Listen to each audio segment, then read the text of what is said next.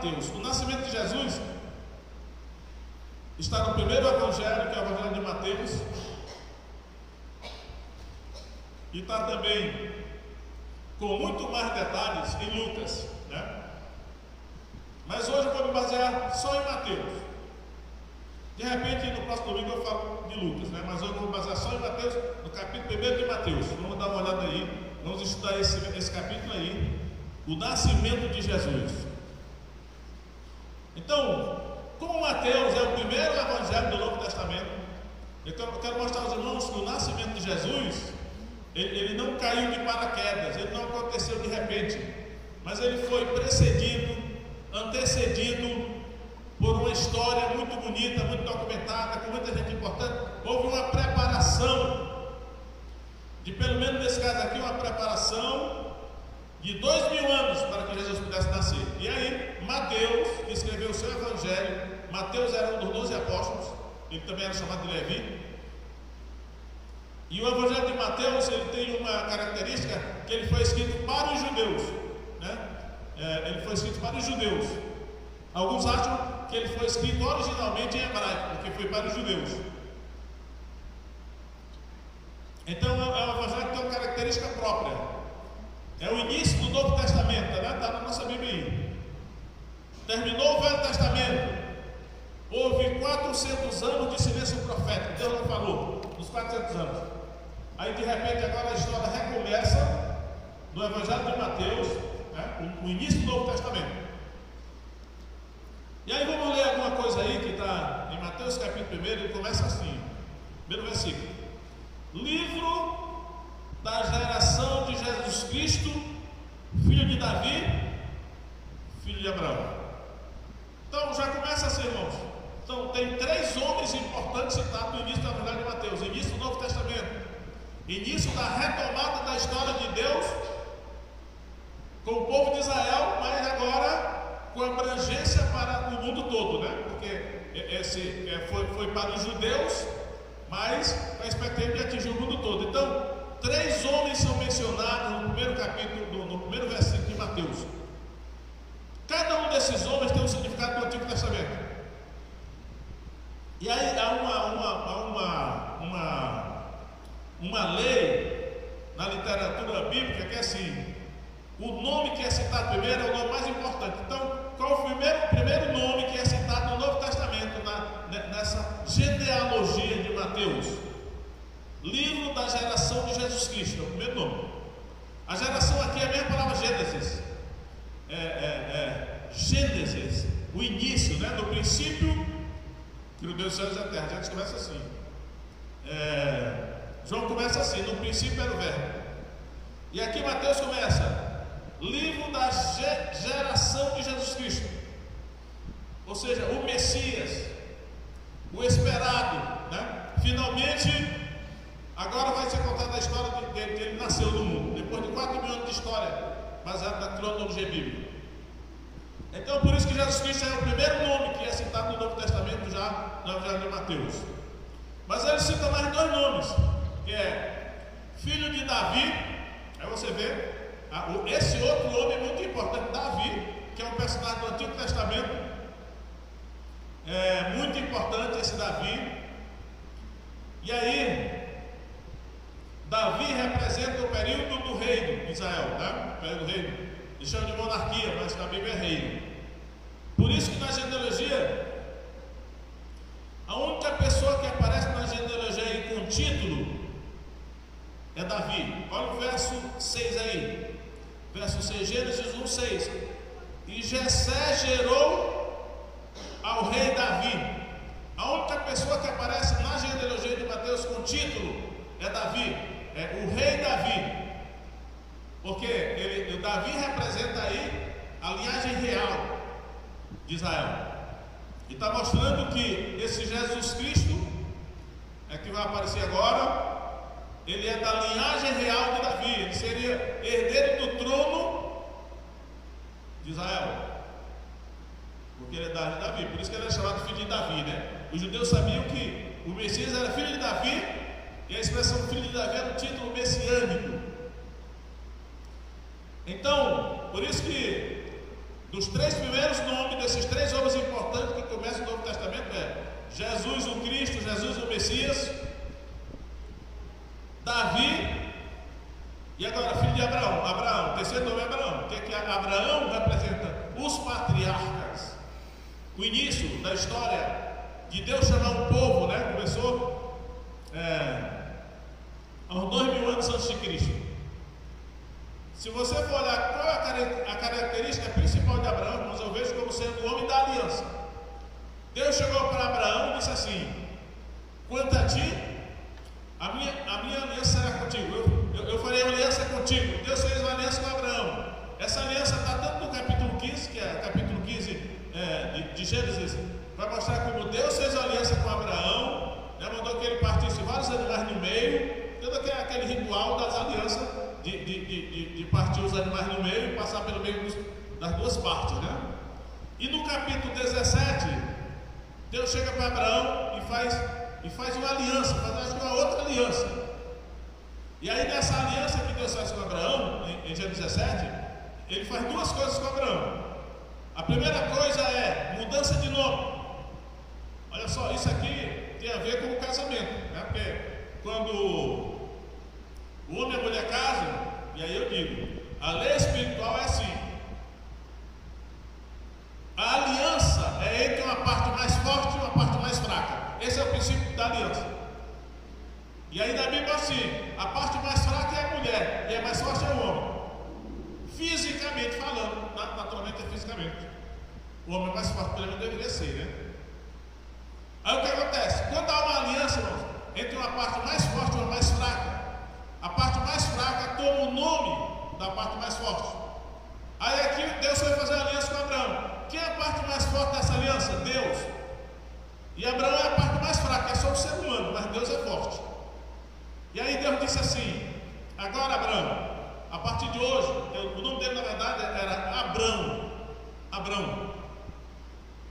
O nome é Avram, essa é a pronúncia hebraica, né?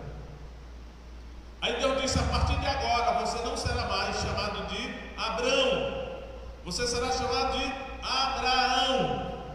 Aí chama-se a vogal temática, né?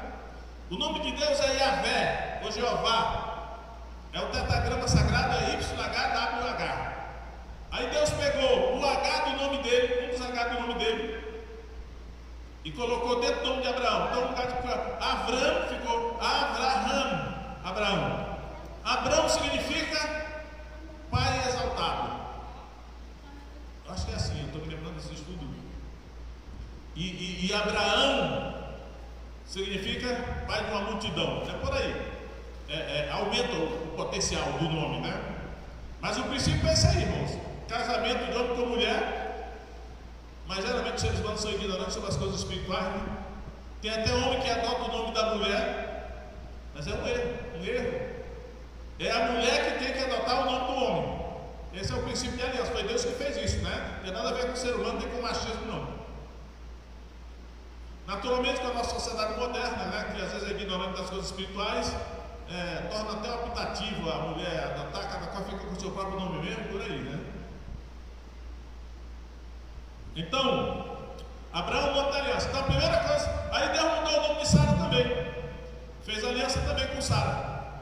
Aliás, o nome dela era Sarai.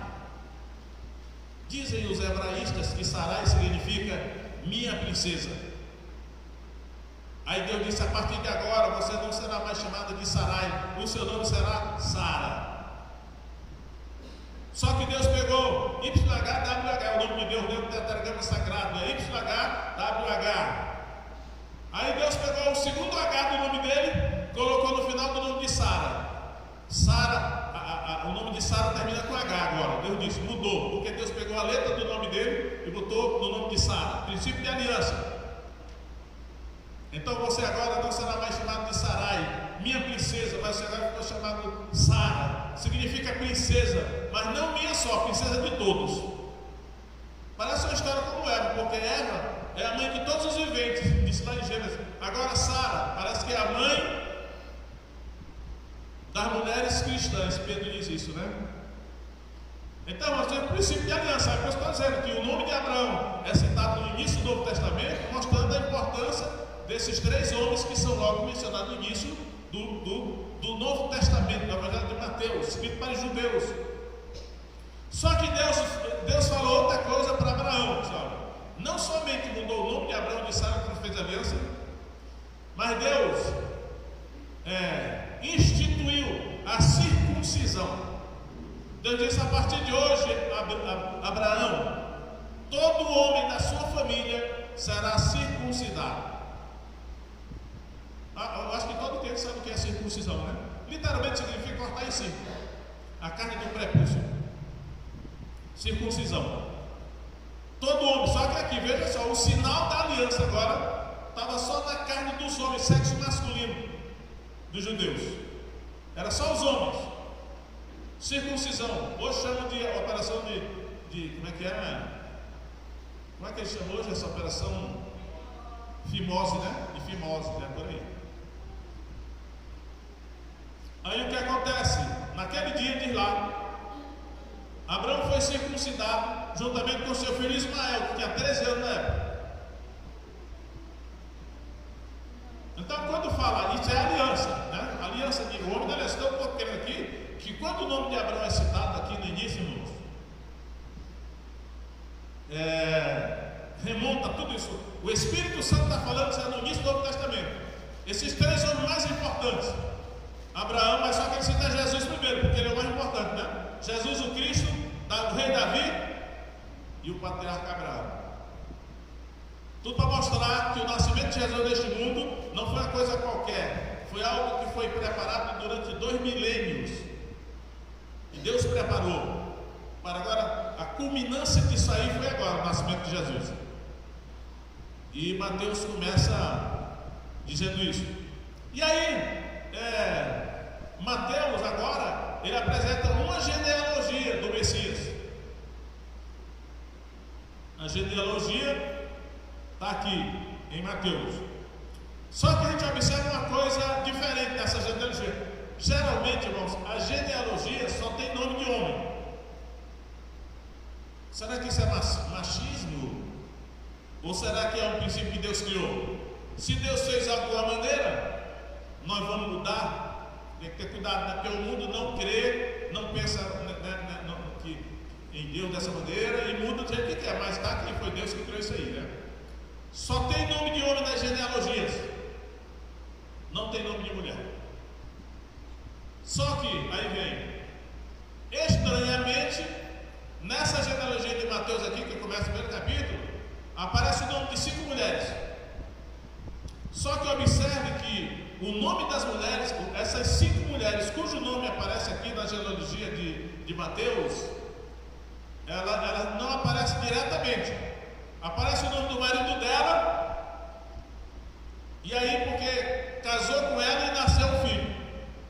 Mas o Espírito Santo está nos mostrando o seguinte, irmão. Tem muita coisa aqui, né? Porque a Bíblia ela é misteriosa, é a palavra de Deus, ela tem mensagem subliminar, alegórica. Tem muita coisa misteriosa na palavra de Deus, né? Só que Deus só revela para quem Ele quer. Tem mais essa. Então eu vou mostrar aqui o nome dessas 5 mulheres que aparecem na genealogia de Mateus e dizer mais ou menos o significado. Só Deus está falando algo, começando. Isso é a nova era, né? É a era do Evangelho, o reino do Messias, a era messiânica que iria começar. Nós estamos nela, já estamos no fim dela, né? Vamos lá aqui. Verso 2: Abraão gerou a Isaac, Isaac gerou a Jacó, Jacó gerou a Judá e a seus irmãos, e Judá gerou de Tamar, aqui o nome da primeira mulher.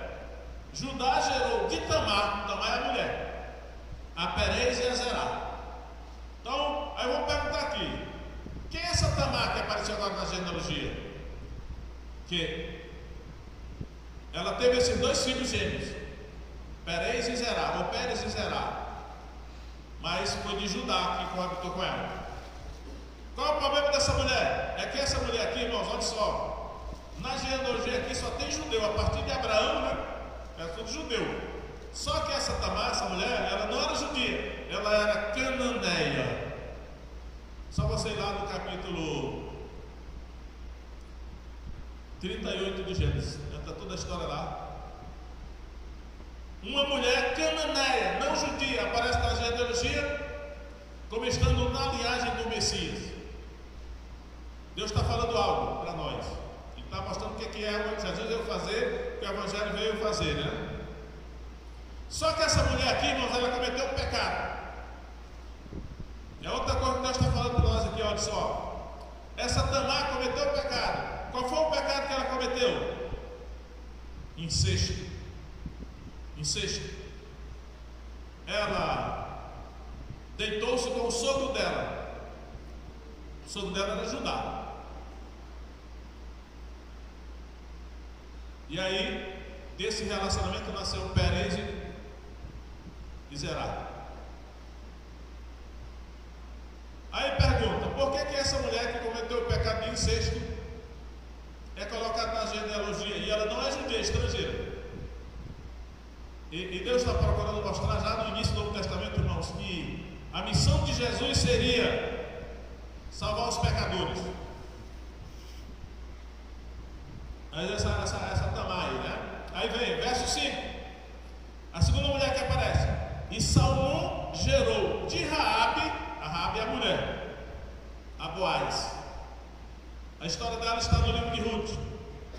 Quem é essa Raabe? Começa de novo. Ela não é judia. Ela é o quê? Também é cananeia da cidade de Jericó. E tem mais uma coisa, Raabe era prostituta.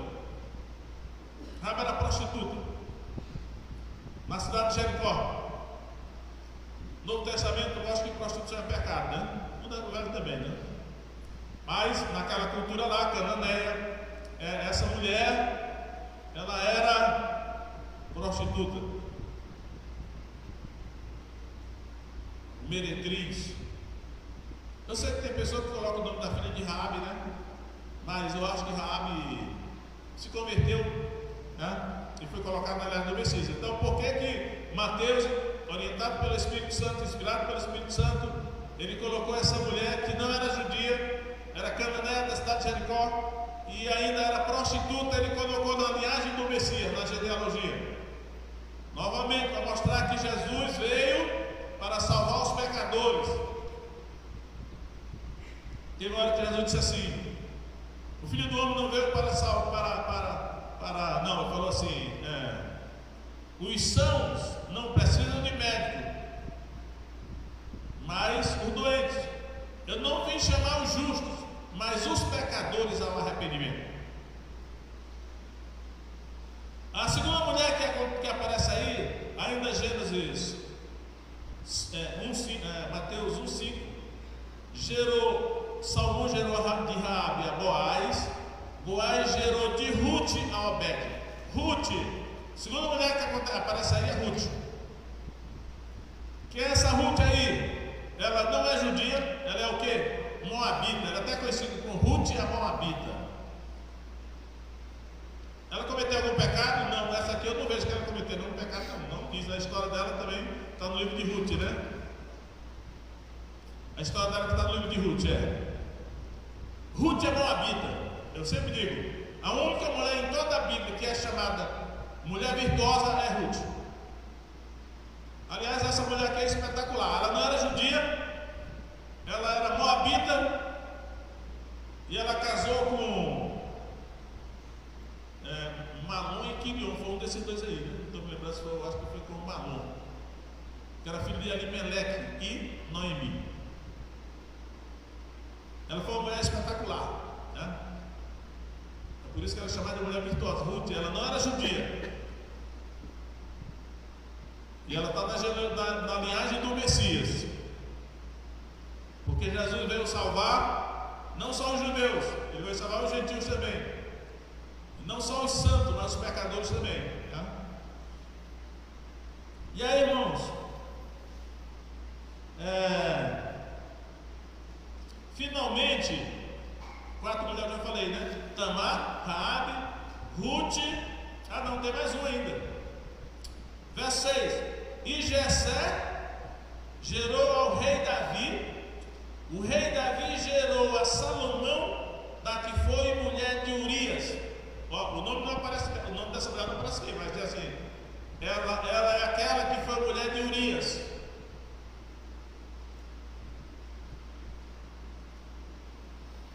Batseba, não sabe o nome dela? Batseba. O nome dela não aparece, mas ela é mencionada aqui, como ela foi a mãe de Salomão e foi gerada de Davi. O rei Davi gerou a Salomão, daqui foi mulher de Urias. Ela gerou a Salomão de Davi, né? Agora, aí eu pergunto, aí vem uma coisa aqui, é uma tese minha. Essa mulher, Batseba, ela era mulher de Urias, o Eteu. Que Eteu é também chamado de Hitita, um dos 7 povos cananeus eram os Eteus, ou os Hititas. Na literatura secular são chamados de Hitita, né? Mas na Bíblia são os Eteus.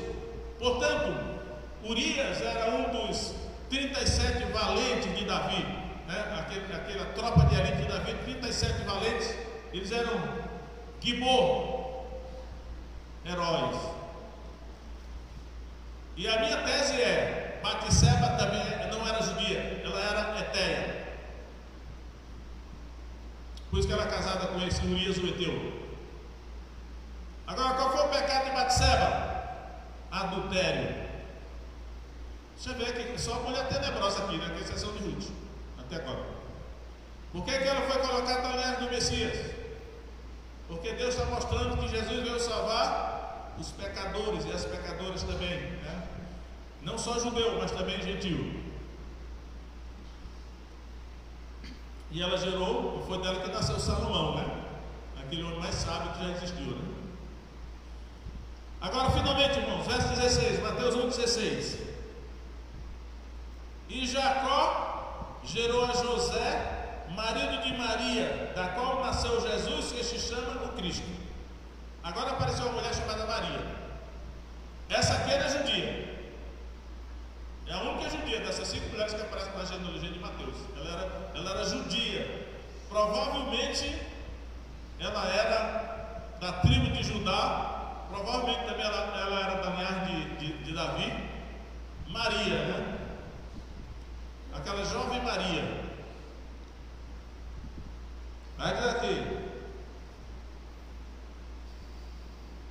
Jacó gerou a José, marido de Maria. Só diz aqui que José era marido de Maria, mas não diz que ele gerou Jesus, né? Por quê? Porque José, que era da família de Davi, esse José, portanto José era o herdeiro presuntivo do trono de Davi. José não era qualquer um, não. Mas é assim: José não gerou Jesus, mas ele era marido de Maria. No sentido legal, ao ser marido de Maria, ele se tornou o pai adotivo de Jesus, né? Pela lei, ele era o pai de Jesus, embora Jesus não fosse filho dele integralmente, né? Porque aí vem a questão do milagre. Jesus foi concebido pelo Espírito Santo do ventre de Maria. Muita gente aí do mundo que não acredita nisso, porque não acredita em milagre, duvida, né? Mas nós acreditamos, né? Deus faz milagre. A função de Deus é sempre fazer milagre mesmo. Então, irmãos, e essa Maria aí, ela foi a mãe de Jesus, que é o Messias, né? Agora,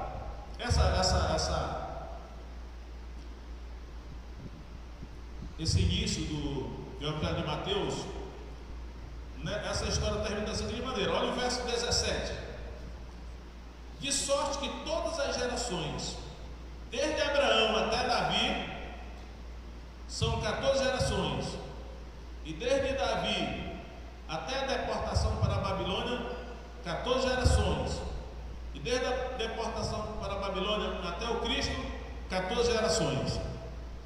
Então, são 3 períodos de 14 gerações. Eu sei que está muito bem documentado aqui, né? Aí você vê, 3 vezes 14 dá quanto? 42, né? Então, ele está dizendo aqui, olha,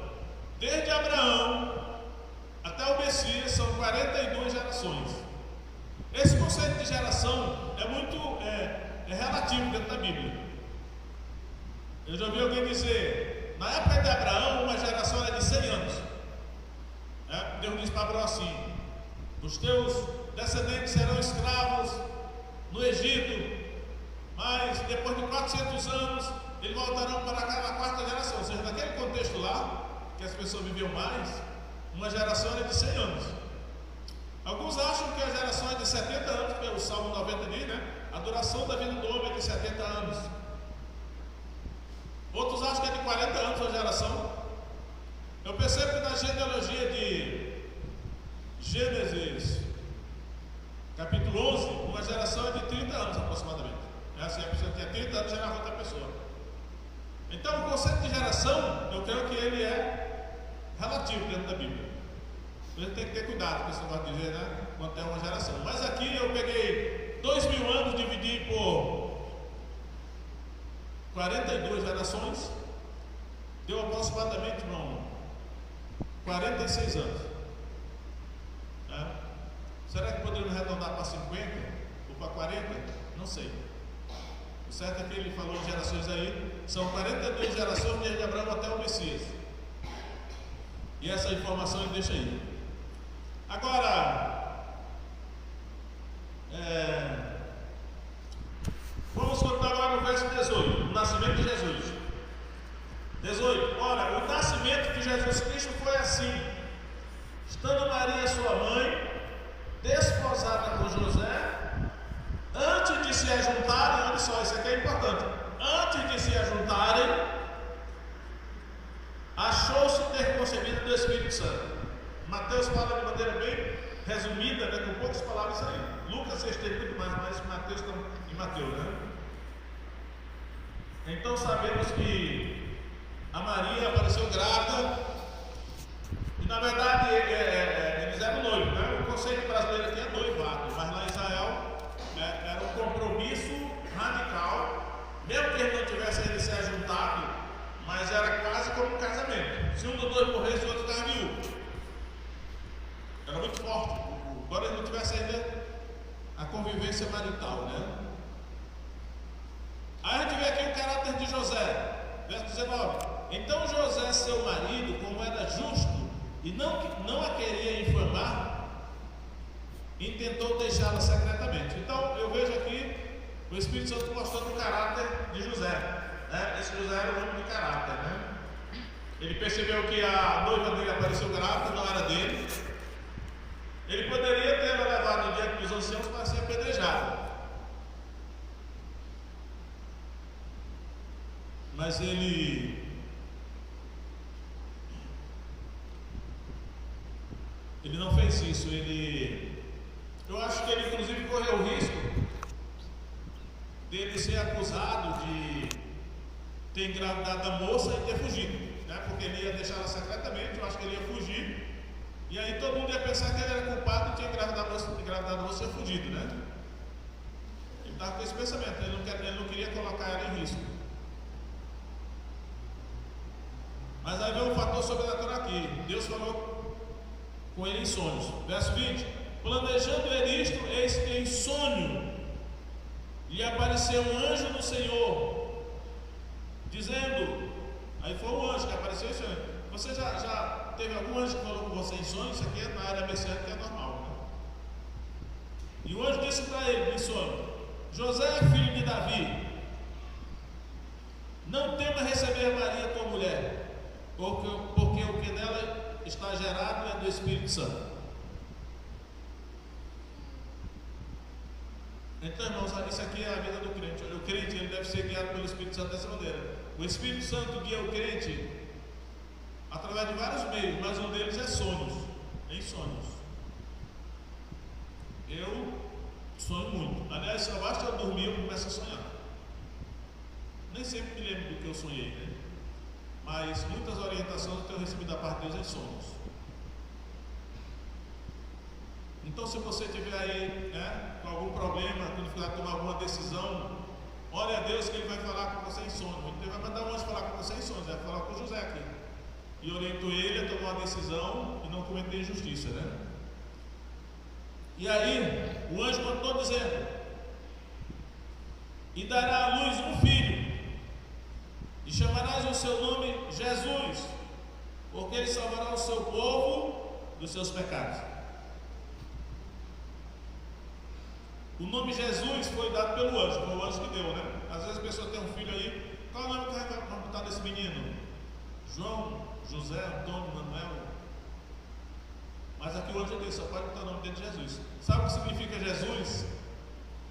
Jeová é salvação, ou Jeová é a salvação. Alguns acham que é isso, né?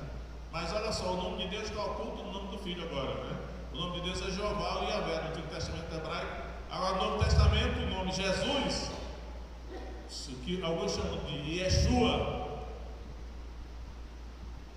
significa isso. Jeová é salvação, ou é a salvação, ou Salvador, né? O nome do Filho está embutido aí. O nome do Pai não aparece no Novo Testamento, mas está no nome do Filho, né? O anjo que falou isso aí. Agora a missão dele está aí, irmãos. Olha só, esse menino que nasceria. O anjo diz assim: porque ele salvará o seu povo dos seus pecados.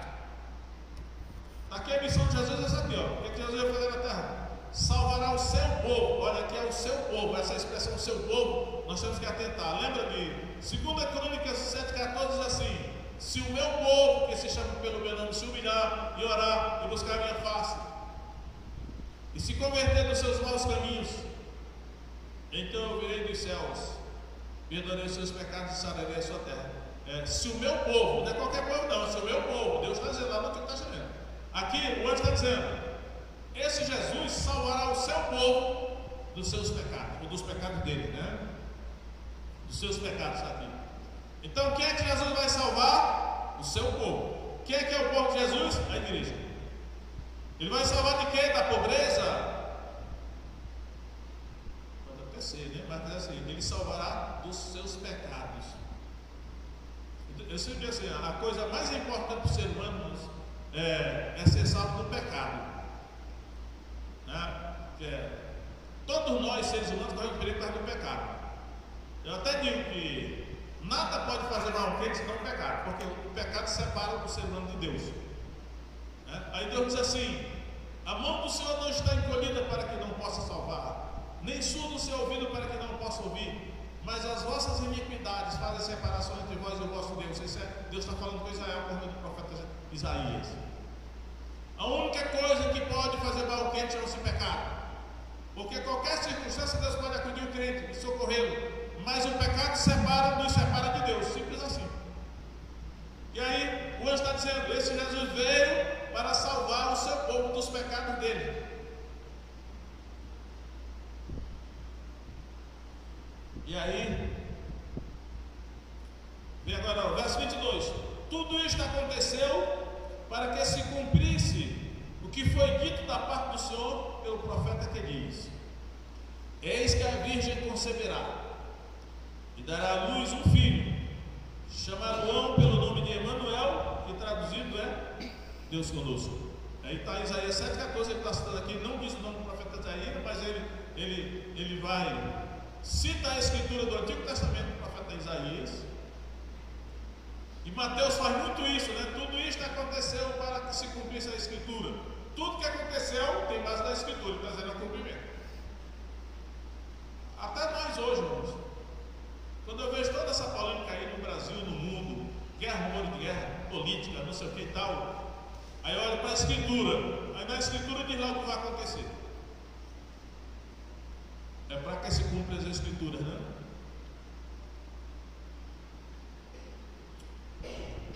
Então ele está dando uma base de autoridade para os judeus acreditarem nisso aqui. Olha, isso aqui, o nascimento de Jesus foi assim, porque a escritura já tinha profetizado isso. Isaías escreveu isso, Isaías 7,14.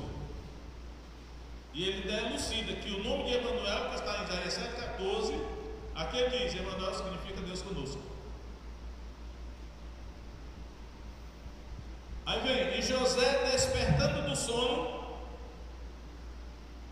fez como o anjo do Senhor lhe ordenara e recebeu a sua mulher. Ele acreditou no que o anjo falou, agiu de acordo com o que o anjo orientou, né? E não a conheceu. Olha lá, ele tinha dito assim: antes que se ajuntassem, achou ter concebido o Espírito Santo. Até que assim, e não a conheceu. É interessante como a Bíblia é muito educada, né? Lá em Gênesis capítulo 4 diz assim: conheceu Adão a sua mulher, ela deu a luz a um filho, que ele chamou de Caim, e tornou a ter outro filho que ele chamou Abel. Chamou Abel. Aí depois diz assim: tornou Adão a conhecer a sua mulher, e ela teve um filho chamado Sete. Aí aqui está dizendo que José não a conheceu, até que ela deu à luz o seu filho primogênito, e pôs por nome Jesus. E aqui eu sei que tem uma polêmica muito grande, principalmente com a Igreja Católica, né? Porque a Igreja Católica geralmente diz que Maria permaneceu sempre virgem, mas aqui está dizendo que ele não a conheceu até que, esse até que é muito comum na Bíblia, né? Quer dizer que a partir dela ter o filho, ele a conheceu. E teve vários filhos com ela, né? José teve vários filhos. O nome desses filhos vai aparecer em Mateus 13, Marcos 6, e também as suas irmãs, né? Teve filhos, aparece o nome de 4 homens, irmãos de Jesus, filho de José e de Maria, e suas irmãs, pode ser mais de 2 ou 2, né? Então, Maria, ela, depois que teve seu filho primogênito, foi Jesus. Se fosse o único filho, seria unigênito, não é primogênito, é o primeiro filho.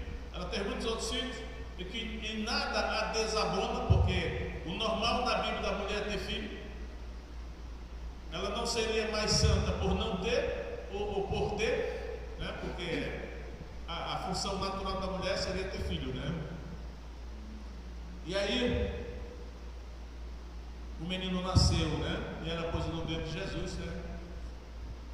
Eu quero parar aqui essas considerações sobre o nascimento de Jesus, que nós já que estamos nos aproximando do dia 25,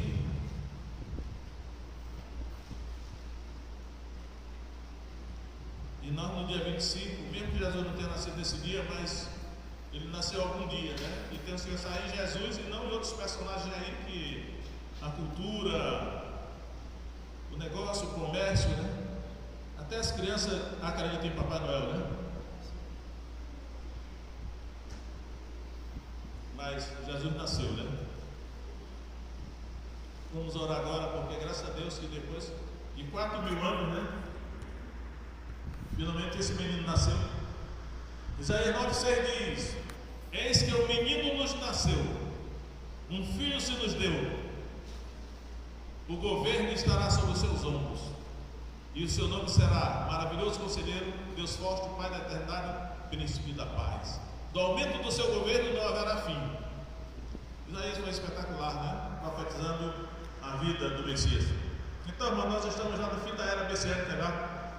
Graças a Deus por isso, porque a salvação está à nossa disposição. Ele salvará o seu povo dos seus pecados. É disso que Jesus veio nos salvar. Vamos ficar em pé e vamos orar.